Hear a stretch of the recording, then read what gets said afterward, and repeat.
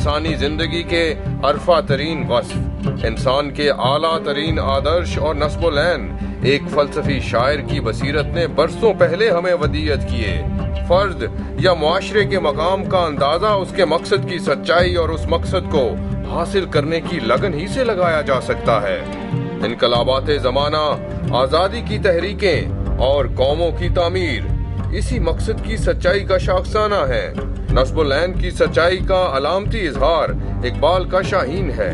آسمان کا کلیجہ چیرتی نگاہ اور اپنے قوت بازو پر بھروسہ اس کا خاصہ ہے، مگر اس زمین پر شاہین نہیں بستے۔ ناتوانوں کے نوالوں پر جھپٹتے گدھ، خون نچوڑتے نامہرباں، مردار خور چار سو امٹتے نظر آتے ہیں۔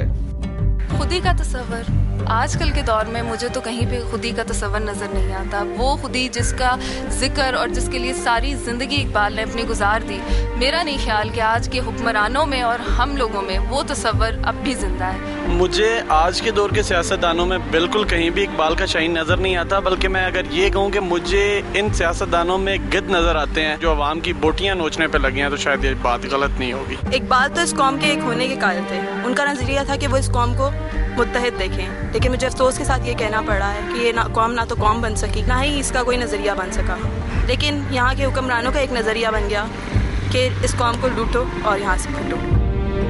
کہاں ستاروں پر کمند ڈالنے والوں سے عشق اور کہاں بدعنوانیوں میں ملبوس حکمرانی کا جنون۔ کوئی حکمران یہ نہیں سوچ رہا کہ عوام کا کیا بنے گا، ہم کدھر جائیں گے، اس یوتھ کا کیا بنے گا جس کے پاس کوئی فیسلٹیز نہیں ہے، جو بھوکے لوگ مر رہے ہیں، کسی چیز پہ ان کو کوئی فرق نہیں پڑتا، بلکہ وہ تو کشکول پکڑ کے دنیا کے مختلف حصوں پہ جانے میں مصروف ہیں۔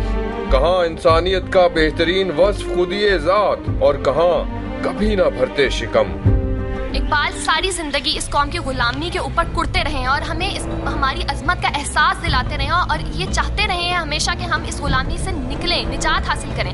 لیکن آج انگریزوں کی حکومت، اتنی طویل حکومت کے باوجود جب انگریز چھوڑ کے گئے ہیں تو ہمارے اوپر اس قدر حکمران، اس قدر خدا، اس قدر آقا بیٹھے ہوئے ہیں کہ میرا نہیں خیال کہ ہم اس نسل میں، میری نسل کم از کم اس غلامی سے نجات حاصل کر سکتی ہے۔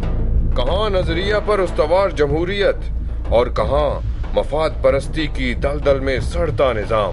مجھے تو نہ نظریہ نظر آتا ہے، نہ وہ مسلمان قوم کی وحدانیت نظر آتی ہے، اور نہ ہی ہم سمجھتے ہیں کہ جو اقبال نے کہا تھا کہ مسلمانوں کا امام مسلمانوں کو لیڈ کرنے والا ہے، اس میں اس طرح کی خوبیاں ہوں گی۔ نہ مجھے آج کے سیاستدان میں وہ ساری خوبیاں نظر آتی ہیں۔ سوال یہ ہے کہ کیا اقبال کا تصور عشق، تشفی ذات اور خودی آج کے عہد میں بے معنی ہو گئے ہیں، یا نام نہاد آقاؤں کی لوٹ کھسوٹ نے قوم کے شعور کو ذلت کے اندھیروں میں دھکیل دیا ہے؟